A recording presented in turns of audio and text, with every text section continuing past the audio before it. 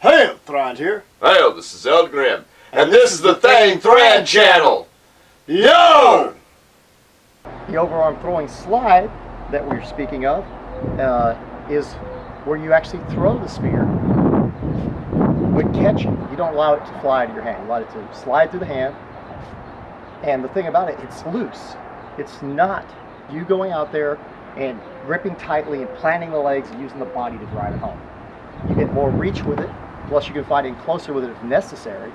But I mean, you get extreme reach and can just pull it right back. I mean, so it's a beautiful technique. It has a lot of power. We've proven it has more penetration, initial penetration, when you're trying to penetrate layers of armor, let's say be leather or gambeson or what have you.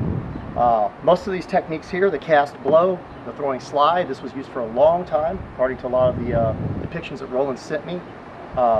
Later century was still used. I believe it was used in the ancient warfare. When you go back to Bronze Age, I believe they were doing the throwing slide. I think the javelin and the spear were very hard to distinguish. Ah! Now look at my hand. You can see here, if you look at my hand, I'm letting go of it. So to keep my hand that way, I let go. And let's see what we got. That was just me throwing my arm. I wasn't using any body, and I wasn't pushing the spear. I let the spear do its own work. We've got a hole directly into the skull. As you can see, the blood coming out right here. Might not have as much blood in it as usual, but we have a hole directly into the skull.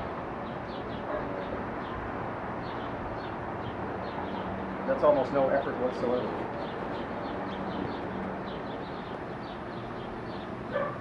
Ah! We have one more blood now, and we pierce the skull again. You can see it right there.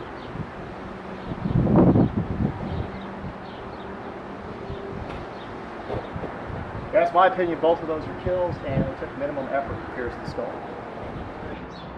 Ah! This was actually a head that we had already decapped in another video, so you just all know that.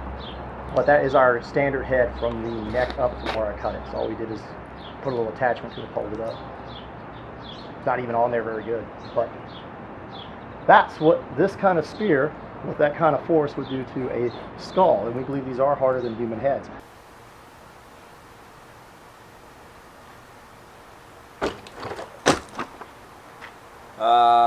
That was the punching method. That wasn't really all that impressive, to be honest with you. I don't think so.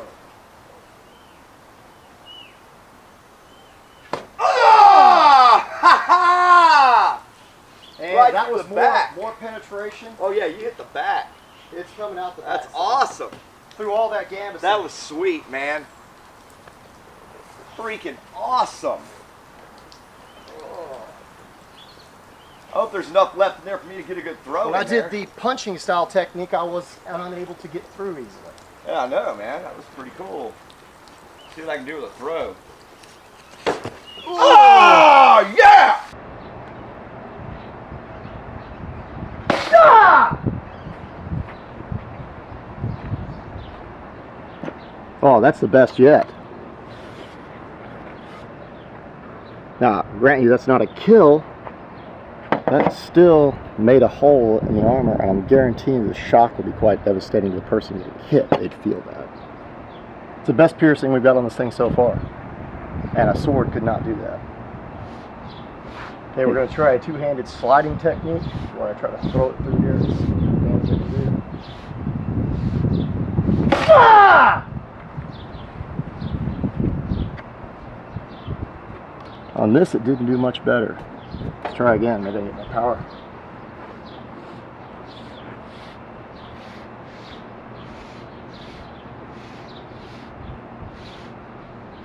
Ah!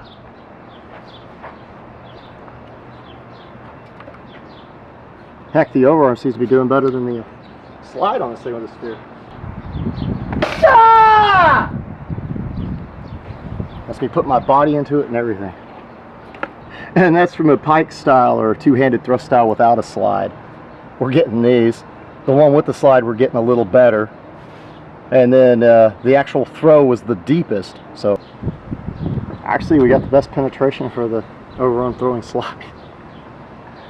Not something I would have expected. well, quite impressive. Let's go ahead and try a throw on that in a second. Ah! It's a full out throw. And this was our overarm slide throw. This is the full out throw. It's a hair more penetration. We actually got into the gambeson and it dented the armor in quite a bit, so I mean you might have actually made the guy bleed. Hey, you know what? I remember when Deadliest Warrior said that a bronze spear would bend on a Japanese breastplate. You know what? I don't really think that would happen.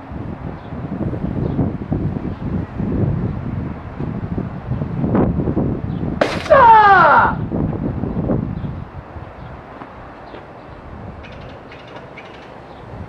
It didn't. It actually made it through.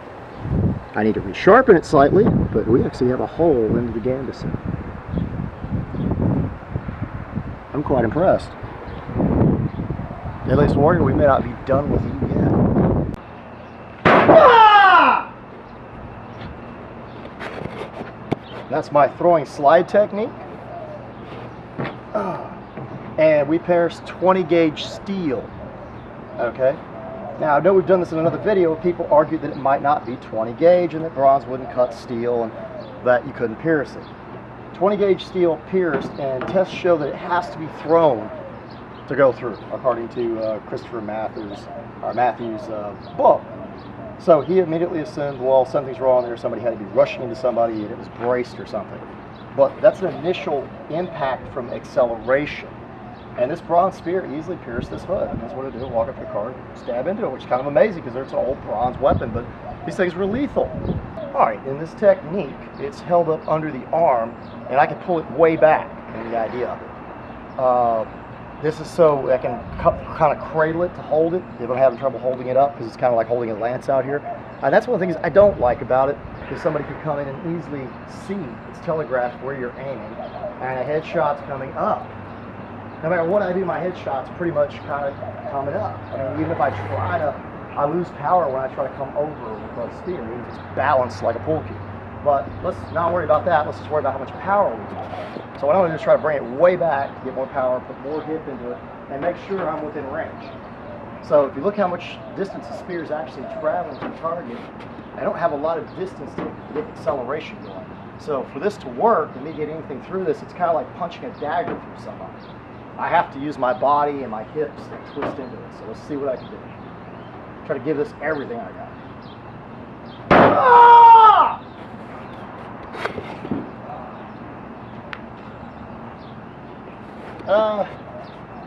We keep getting the same kind of things. We've been playing around with it, and we keep getting, I don't know what you consider that. Maybe a 1/4 inch of penetration, actual depth. But I don't know. I'm not seeing the same kind of power coming from that. So I do agree the throwing motion is probably the only way to get a major penetration or an enormous amount of force on the initial impact. Because this, I mean, of course, you know, everybody wants to bring up the idea of pushing it afterwards. But if something gets stuck in metal or some kind of armor or protective covering, a lot of times you're not going to push it through afterwards. You're going to just push the guy back and away from you. Ah! And as Demo Man Chaos had assumed, we got a pretty nice hole, didn't we? Well, that is very difficult to do, and it takes a full range of motion.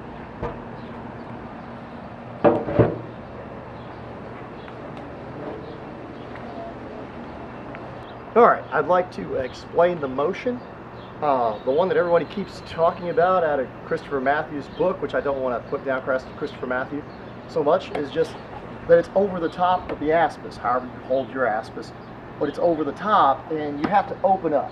Pretty much, you're drawing it, you could draw it way back or have it just clutched under the arm, but he's seeing it as a thrust with the body and the hip and just boom, you know? And you might have to open your shield up to do it, which I don't picture them actually doing that. And the shield would be in the way. Even if you try to come up, you lose more and more power as the arm comes up here. So that's just to explain that one. This one that I just did is more like the overarm slide that I'm doing. I'm bringing it way back, and I'm finding a balance in the spear. You cannot do this if it's off balance at all. It'd be very difficult to do even if the spear's balanced here, way back here. It's very difficult. And it takes up so much room under like this. I see as a single combat technique. I mean, if I'm drawing it way back and trying to come under like this and hide it behind my shield possibly, this is a totally different motion. This is me like throwing this out there. I can even get more reach and let it slide just like I do with the overarm slide. It is a throw, not a, I don't know if y'all can tell what I'm trying to say. I'm just doing this very lightly. But that is a throw. And it's the same thing. You're trying to throw underarm. Throwing underarm is a lot more difficult than throwing overarm. Anybody can tell you this because of mechanics. And yes, if I were to have my arm straight out and throw like I was throwing a javelin, I could possibly get even more power. But the problem is you get this weird arcing motion. And we've seen holes in top of helmets like that. Who knows? Somebody might have got carried away and tried to do it that way and throw it directly into the guy that way from above, directly in the top of the helmet, which we see holes like this. They say they were axes or something else, but I mean, it makes sense to me that they could have thrown power and like that, drove it over a shield or the top of somebody's helmet, depending on how thick it is. But I'm just talking about ranges of motion, and this one, as you can clearly see, has a lot more range of motion that the spear goes through and a throwing motion than if I were to take it like this and just bloop, bloop. This is just my shoulder and my body, and that's it, no matter what I do with it or how I twist it. And if I try to come over, I lose power trying to come over like that. It's just kind of awkward. So just my explanation, this is a underarm slide is what I consider. It's just like my overarm slide, but bring it way back and straight out.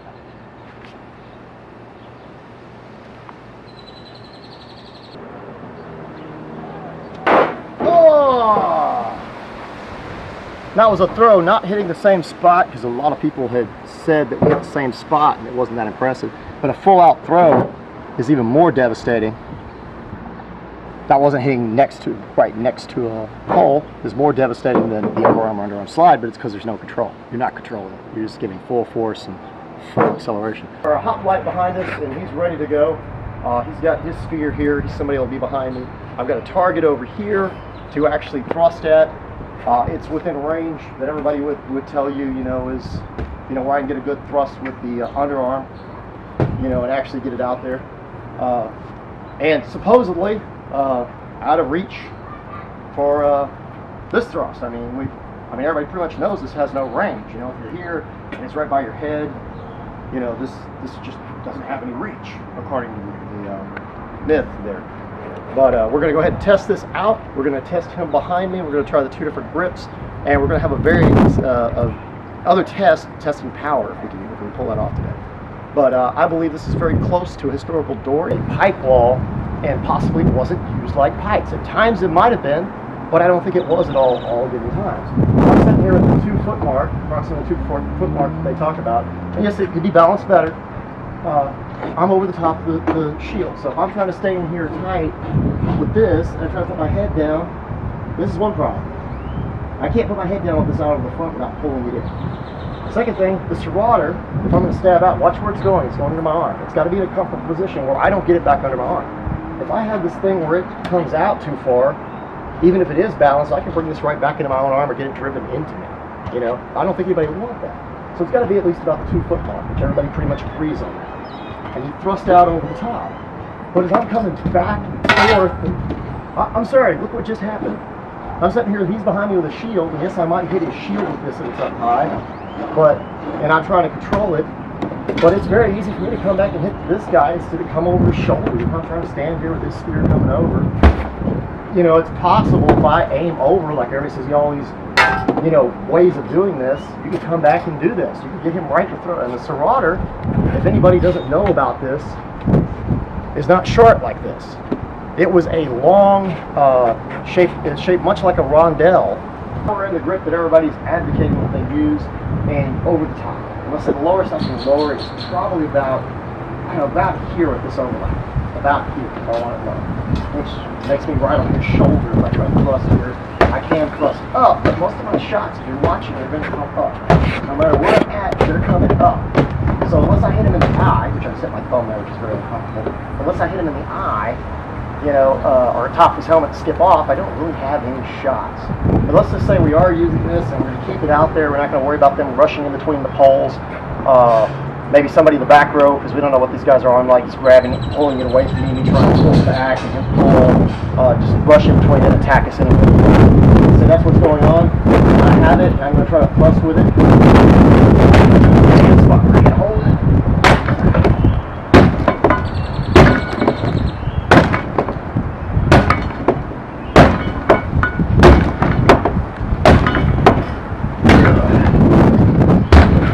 Come on, Brad, give it all you got. Let's see, I want to go over the top. I'm going to try to get a little balance in this thing. Oh, I just hit my guy behind me. Oh well. I hit his pole. Yeah, you just pissed off your comrade in arms. Yeah, but I hit his pole because it was in the way. That's possible. It could happen in any event. But I'm trying to come on. And this, I don't get here. If something hit this and they pushed it, you'd be like, oh well, let's try something. And in between the heads, you know where it's at. But let's say they're coming in, we're ready. So I have this up, and I have it in the position I'd have it in. And you know how far that is out there. Let's see if we can actually reach it. Ooh. Oh! Oh, I hit a spot with nothing. Ugh.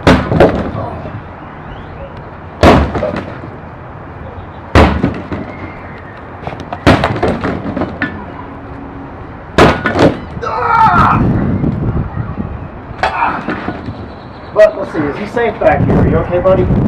Did I hurt you? Nah, he says he's okay. So.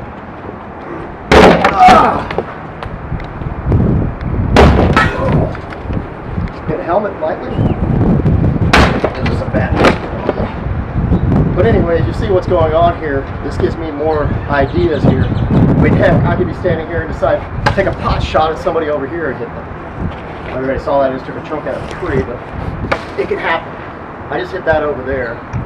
Notice again. And when I'm going through, that's a good thing for y'all. Y'all are watching that. I don't lose the speed at any time. And I'm getting a lot more force in. No one's injured behind me. And if I need to pull this in, I've got it in. I can duck my head at any time.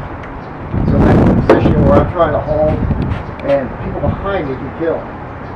So that's what I was trying to explain about. I think it's a much better idea when you have more range of motion, not less.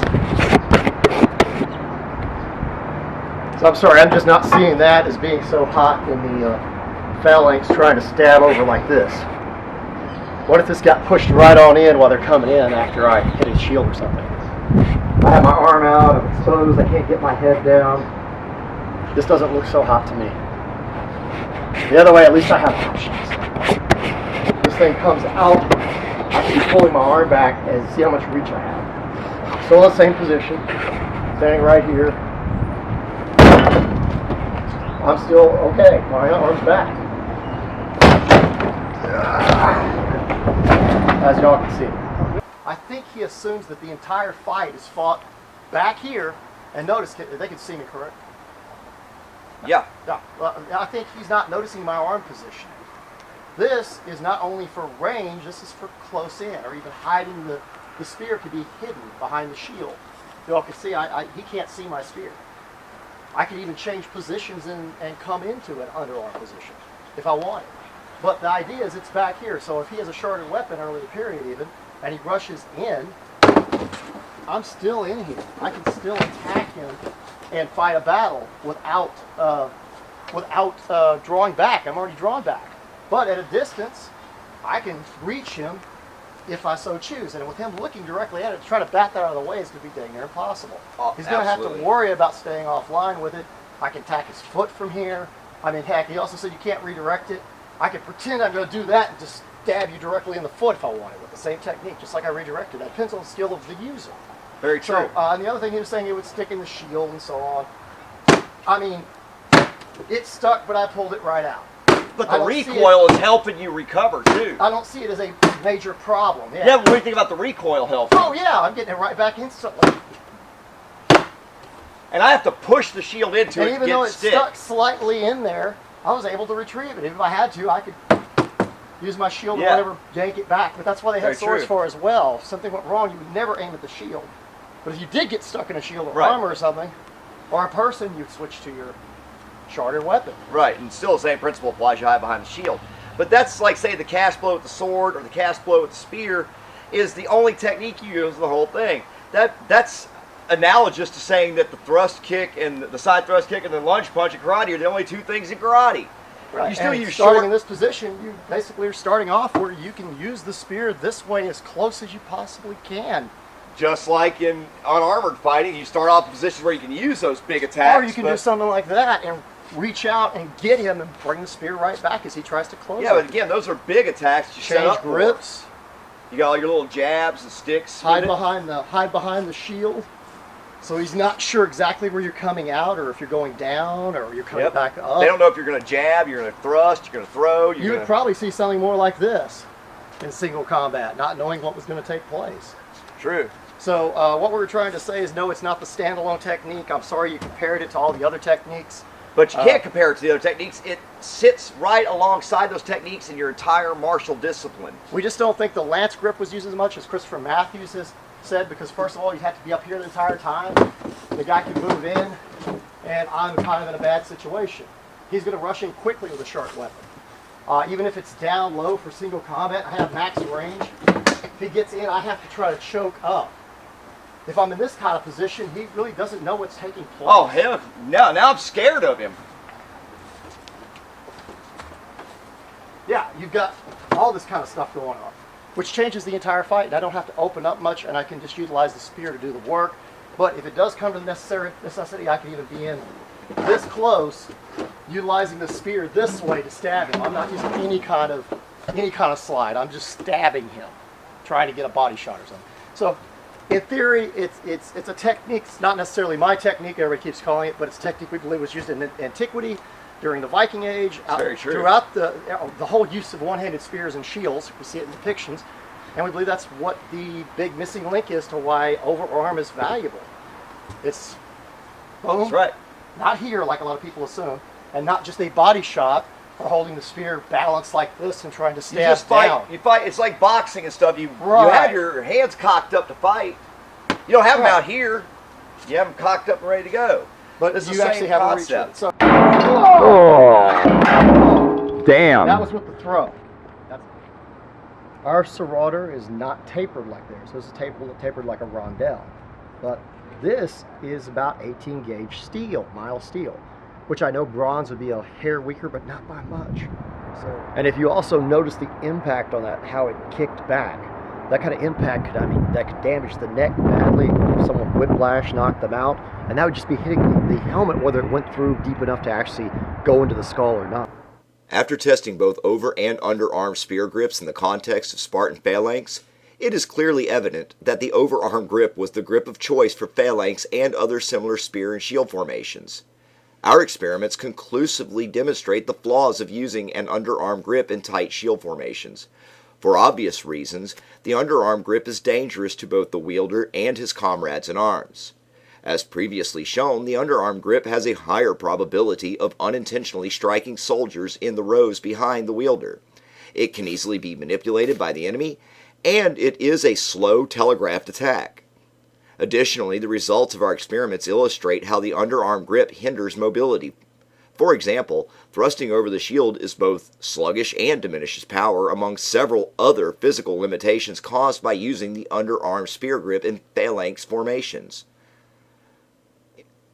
Our experiments with the overarm spear grip confirm our hypothesis that not only was it used, but it was used with great efficacy in tight shield formations for a variety of reasons.